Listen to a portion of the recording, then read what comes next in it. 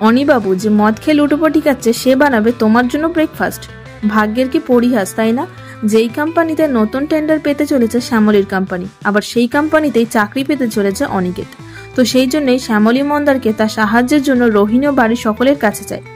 তাই সবাই তাতে রাজিও হয়েছে। বিশেষ করে রোহিণী তো বেশ খুশি, কিন্তু মন্দার আবার অফিসে যেতে ভয় করে। কিন্তু রোহিণী তারই পিস্তল নিয়ে তাকে ধমকিয়ে শ্যামলীর সাথে কাজে পাঠিয়ে দেয়। এদিকে অহনার জ্বালায় একেবারে অতিষ্ঠ অনিকেত। এবার সে আর একা নয়, সাথে নিয়ে এসেছে তার দুই সাঙ্গপাঙ্গকে।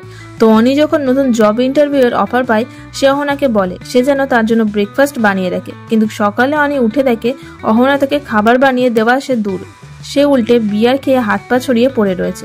অনিবাবু, এই তো সবে শুরু, আগে আগে দেখো হতা হ্যায় ক্যা।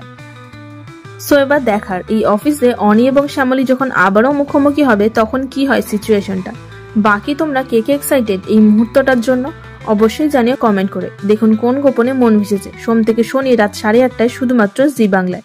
এরকম সমস্ত আপডেট সবার আগে পেতে অবশ্যই আমাদের চ্যানেলটি সাবস্ক্রাইব করে নিও।